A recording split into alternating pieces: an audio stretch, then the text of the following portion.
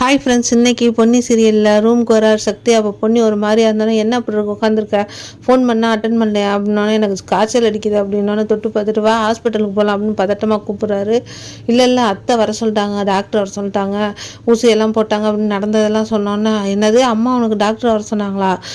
எனக்கு ரொம்ப சந்தோஷமாக இருக்குது பொன்னி, அம்மா இவ்வளோக்கு மாறி இருக்காங்க பற்றியா, உன்னை கூடிய சீக்கிரம் ஏற்றுக்குவாங்க பொன்னி அப்படின்னு சொல்கிறாரு சக்தி. மூர்த்தியும் சுந்தரமும் அவங்க சகுனி வேலையை ஆரம்பிச்சிட்டாங்க.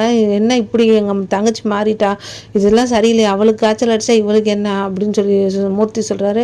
அதை நீங்கள் உங்கள் தங்கச்சிக்கிட்ட தான் கேட்கணும் அப்படின்னு சொல்லி சுந்தரம் சொல்கிறாரு.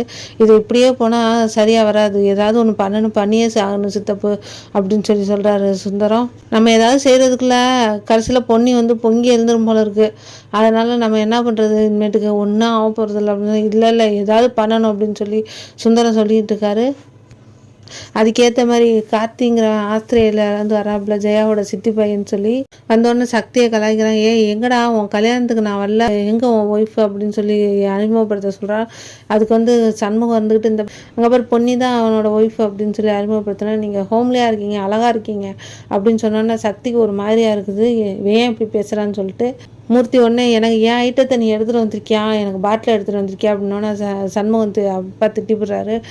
என்ன குழந்தைய வச்சுட்டு என்ன பண்ணிகிட்டு இருக்க நீ எதுக்கு கேட்டுக்கிட்டு இருக்க அப்படின்னு சொல்லிட்டு, எப்போப்பா போவ அப்படின்னு சொல்லி ஜெயா கேட்டோன்னே, நீ திரும்பி எப்போ போவேன்னு பாலிசாக கேட்குறியா நீனு அப்படின்னு சொல்லிட்டு நான் இன்னும் 2-3 வாரத்துக்கு இங்கே தான் இருப்பேன் அப்படின்னு, என் ரூம் எங்கே அப்படின்னு சொல்லிட்டு உள்ளே போயிடுறாரு கார்த்தி.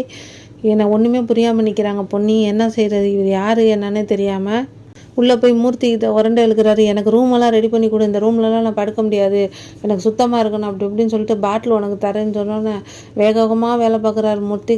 பாட்டில் எடுனோன்னே மூலிகை தைலத்தை எடுத்து கொடுக்குறாரு. என்னடா மூலிகை தைலத்தை எடுத்து கொடுக்குற, சரக்கு பாட்டில், நான் எப்போ சொன்னேன் சரக்கு பாட்டில் எடுத்துகிட்டு வரேன், தைல பாட்டில் தான் எடுத்துகிட்டு வந்திருக்கேன் அப்படின்னு சொன்னோன்னே காதில் ரெண்டையும் புகையை விட்டுட்டு முறைச்சிட்டு போயிடுறாரு. அப்போ சிரிச்சுட்டே நிற்கிறாரு கார்த்தி. அதோட இந்த எபிசோட் முடிஞ்சிருக்கு. வீடியோ பிடிச்சிருந்தா சப்ஸ்கிரைப் பண்ணுங்கள். தேங்க்யூ.